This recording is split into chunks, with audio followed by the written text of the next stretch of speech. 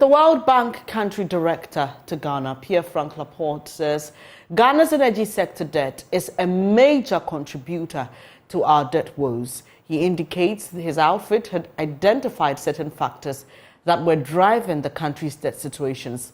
According to Mr. Laporte, one of the factors the bank has identified is in the energy sector. He spoke to JoyNews on PM Express Business Edition.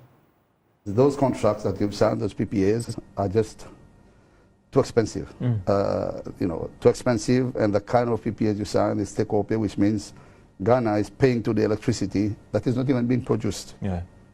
You have double capacity. Yes, over time, usage will improve, so your excess capacity will go down. But the fact is, in the last few years, Ghana entered into some PPAs that were the wrong types, in our view, and at the wrong rates, at the wrong prices, and today you are paying dearly for it. And also it has an impact because today we're talking of clean energy. Yeah. Many companies want to come to Ghana to do solar and all. Yeah, government wants probably the best thing to do, but you are still caught up with those that you have to pay because you are tied up in these contracts. So you will take new ones, you will pay them. Let's get further analysis on this with energy analyst Kojo Poku. Good morning to you, Mr. Poku. Thank you for joining us on News Desk. So we just heard Mr. Laporte, and he makes statements like we entered into the wrong PPAs and suggests that because of that and the backlog of debt, we are unable to engage new companies that are willing to come in and even go into other sectors of power production like solar and all that. You've been speaking about this. I remember the last time I engaged you where we were talking about Doomsaw and the imminency of it and what we should be doing to correct it. Now we've heard from the World Bank country director, and he says it's too expensive in the first place. Well, what are your general thoughts about his concerns? My sister, good morning. Good morning. I think we live in a country where people put emphasis on what the external people say than what we as a society say in Ghana. All the things the World Bank director said, civil society have been saying it for the last 3-4 years. This seems to take action. Even when you write a paper of that, newspapers and journalists don't even want to report it. But today, because the World Bank rep have said it, it's news everywhere. The issue of power purchase agreement that was signed between 2012 to 2015, yes, nobody would argue that those PPAs were too expensive. Two, nobody will argue that major part of our indebtedness in this country is the energy sector indebtedness. We have said this over and over, but it looks like everybody wants to look away and think that, look, let's go to tomorrow. So him saying it is only a reiteration of the things that civil society in Ghana have been saying for the past 3-4 years.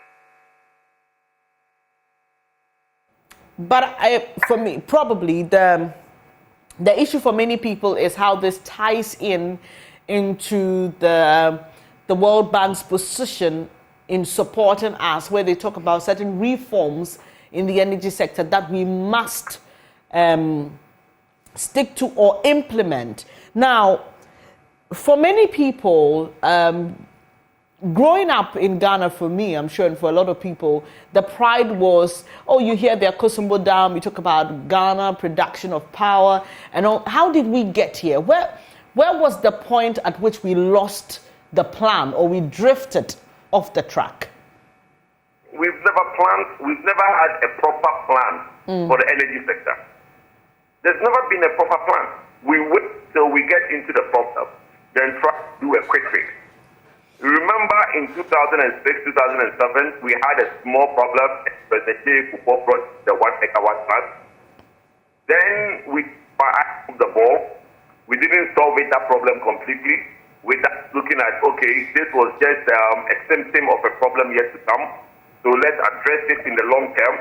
We took our eye off the ball. In 2012, we got stuck with power crisis, which we had now known previously around 2006, 2007. Nobody planned for 2012. So now we got into 2012, and because we were in the crisis and we were dire, we signed all these power purchase agreements that was expensive, or should I say it's expensive. Okay? Now, look, everybody tried to talk about this excess capacity conversation and how our debt is part of that situation. It's true. When you started off with PPA, we were paying for power that time we were not using. So the excess capacity conversation is only true for 2017, 2018, 2019. By the time you get to 2020, the excess capacity conversation has gone away. It no longer exists. Because 2020, you need to start planning to procure new power. We've gone 3 years. It is actually talking about the procurement of new power. There's talk of a new plant in Kumasi from Ameri. There is some plants being coming up in Kumasi for the Kumasi enclave. If those are become on stream for the next 3 years, then we can probably have a problem. But we need to have a proper medium to long-term planning when it comes to the energy sector, which is something that we don't have. Because we do not have those plans, is what we find ourselves in those situations all the time.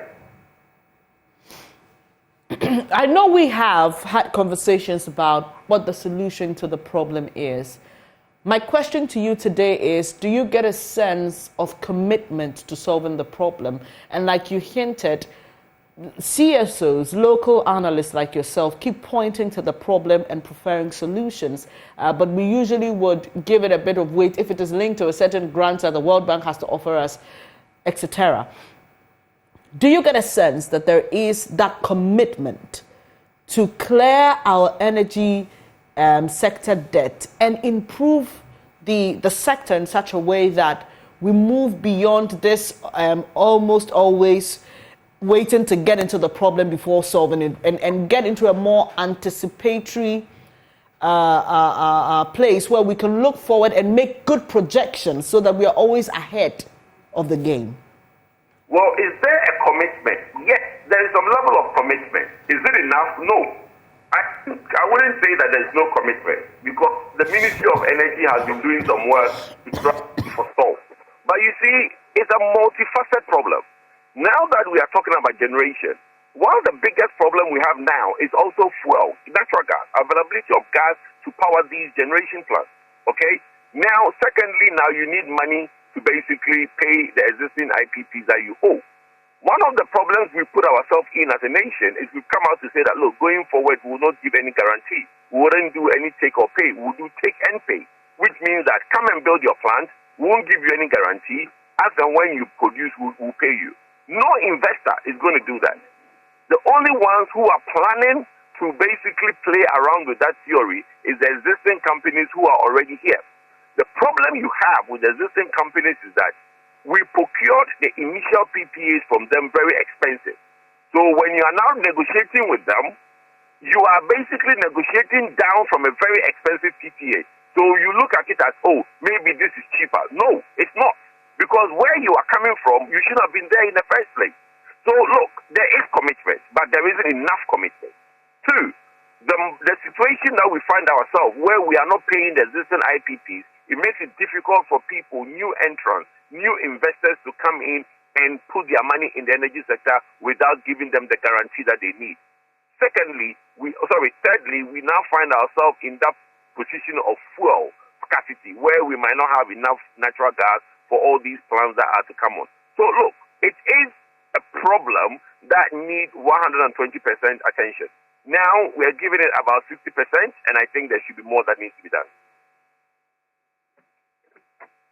Now, Kujopoku is an energy analyst sharing his thoughts on comments made by Mr. Laporte, who is country director of the World Bank to Ghana.